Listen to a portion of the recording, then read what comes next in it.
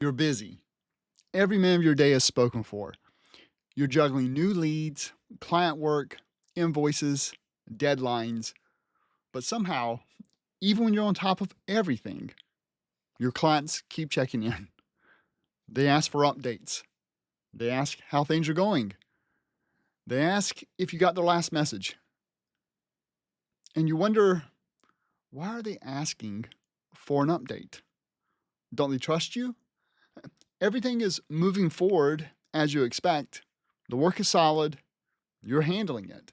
But here's what most freelancers and business owners miss.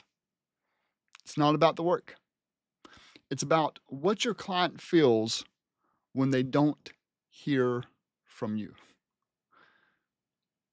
There's something they need to hear from you, and it's something simple. It's not always more status reports. It's not always more updates, but there is one thing that makes them relax. It causes them to leave you alone so that you can actually do your job. And by the end of this video, you'll know exactly what that is. Plus, you'll know how to say it at the right time. But to understand why this works, we have to start at the beginning.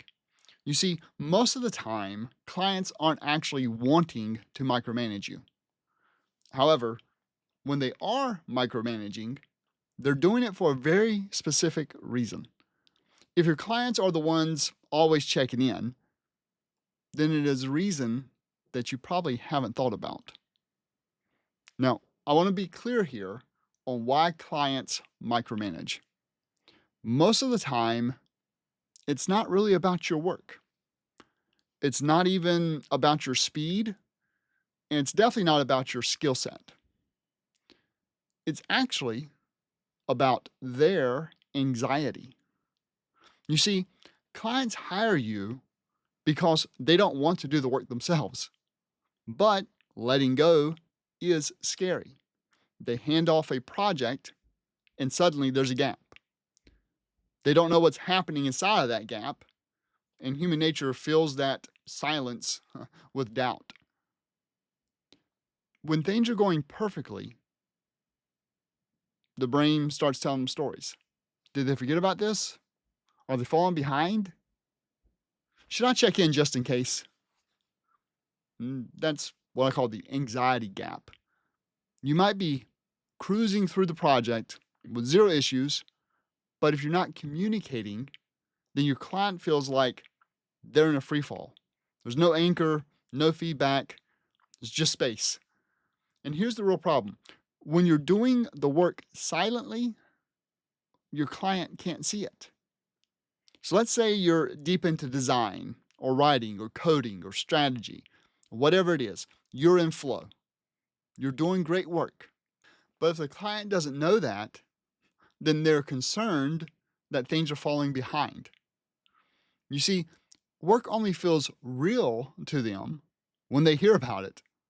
Otherwise, it feels like nothing's happening. And that perception is what causes the check-ins, the follow-ups, the anxiety for them and now for you. And it's not really fair, but it's definitely real, and it's actually understandable. If you've ever delegated something, you know the feeling. Now, if you want to stop being micromanaged, you have to work with their perception, not fight it. Most of the time, clients don't really want to be in control. They don't really want to steer. What they want is to feel confident that someone else is steering as good as they could. But if you leave a communication hole, they'll try to fill that hole with control. They'll ask for more updates. They want to know where things stand. They'll try to actually reinsert themselves into the process and actually attempt to tell you how to do your job. However, when they feel like someone is driving with purpose, they're able to relax, they let go, and they're able to stop checking in. And that shift from anxiety to trust is not about doing more work. It's about saying the right thing at the right time. And so now you know why micromanagement happens. We can actually look at how to stop it from ever starting in the first place.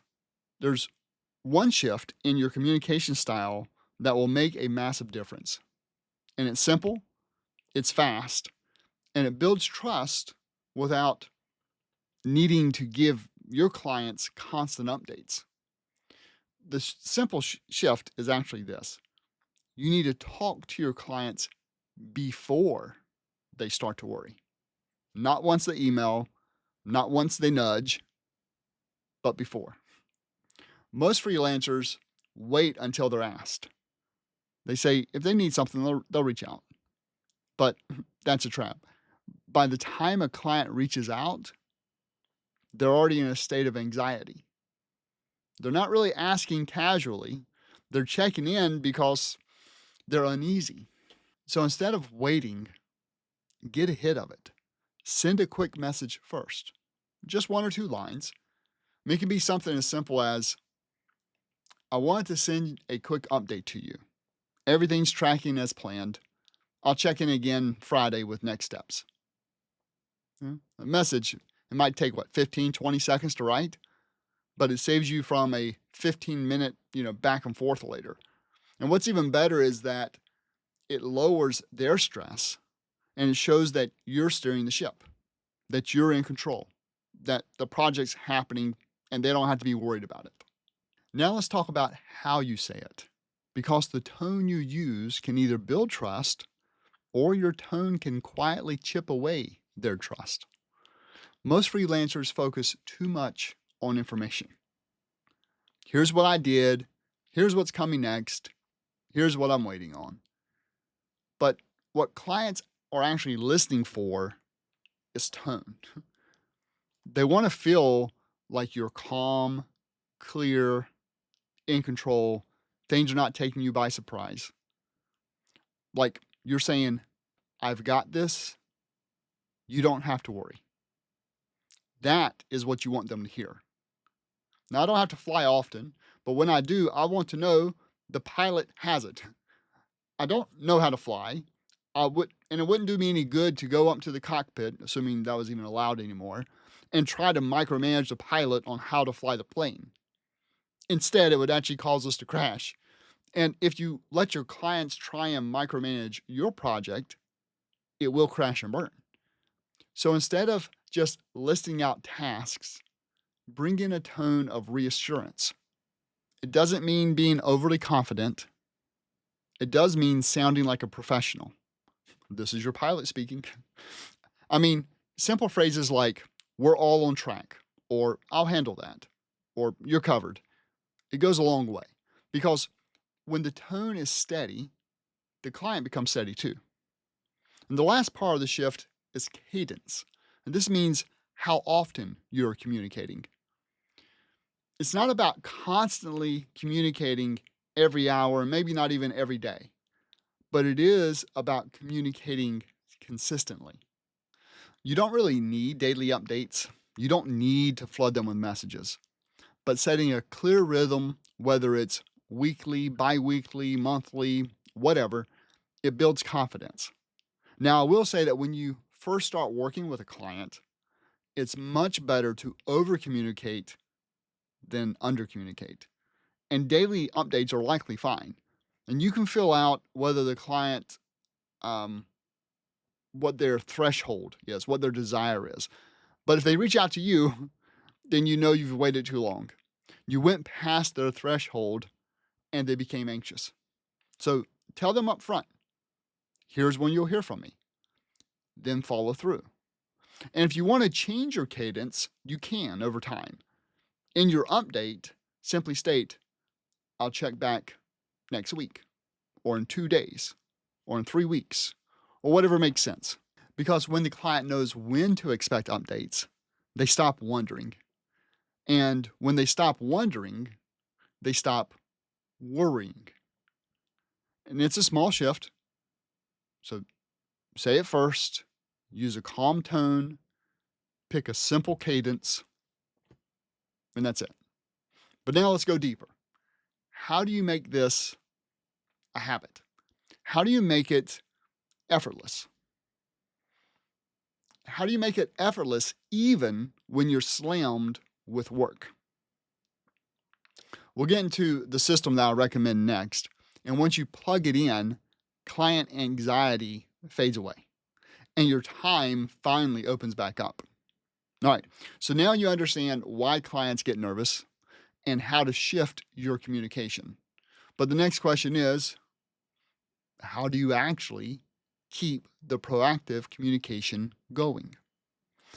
Especially when you're busy. The answer is to keep it simple. You don't need another complicated tool. You need a lightweight, repeatable system that fits inside of your week. You can think of it as a weekly ping. It's a 5-minute routine once a week. That's it. Every Friday or whatever day fits your schedule, you take a few minutes and you send a quick note to every active client. And it doesn't matter if nothing major has actually changed. You're not writing an essay. It's just a short message that reminds them that you're thinking about their project and everything is moving forward. It can be something really simple, like, hey, just checking in with a quick update, still on track with everything, next big deliverable coming on Tuesday. Let me know if you need anything before then. Message like that, it's gold. It gives them peace of mind. It resets the worry clock, if you will. And it actually keeps you in control of the schedule. And you don't need to reinvent the wheel every week either. You can use a template, write it once and then tweak the details as needed per email. But the key is that you can't sound like a machine. Even if it's templated, you still want it to feel like you just wrote it for them. This can be as simple as including their name or referring to a specific task or mentioning something they said the last time that you talked. For example, hey Lisa, just a heads up, we're still on schedule for the landing page revisions. Now send those over Tuesday. Also hope the new puppy's not chewing on your shoes, right? It takes an extra 10 seconds, but it makes a huge difference because they feel seen, they feel like a priority, and most importantly, they feel safe handing the reins to you. Now, of course, there are times when things go sideways. You get behind, the client delays giving you something that you need. I mean, life happens.